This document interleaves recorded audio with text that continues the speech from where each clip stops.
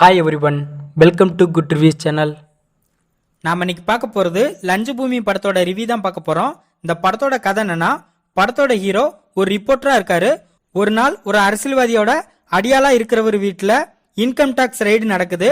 அந்த சமயத்தில் அந்த ரவுடி இன்கம் டாக்ஸ் ஆபீசருக்கு லஞ்சம் கொடுக்குறாரு. அதை ரிப்போர்ட்டராக இருக்கிற படத்தோட ஹீரோ வீடியோ எடுத்துருந்தாரு.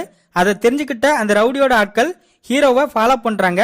இதுக்கப்புறம் என்ன நடந்துச்சு, ஹீரோ இந்த பிரச்சனையில இருந்து எப்படி மீண்டு வந்தாரு, இதுக்கப்புறம் ஹீரோ பேஸ் பண்ற ப்ராப்ளம் என்ன, இதுதான் இந்த படத்தோட கதை.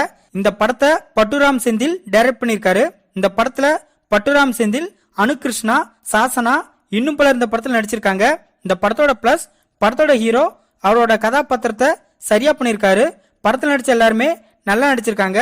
படத்துல லஞ்ச ஒழிப்பு பத்தி சொல்லியிருக்கிற சோசியல் மெசேஜ் சூப்பரா இருக்கு. படத்துல உள்ள பிஜிஎம் நல்லா இருக்கு.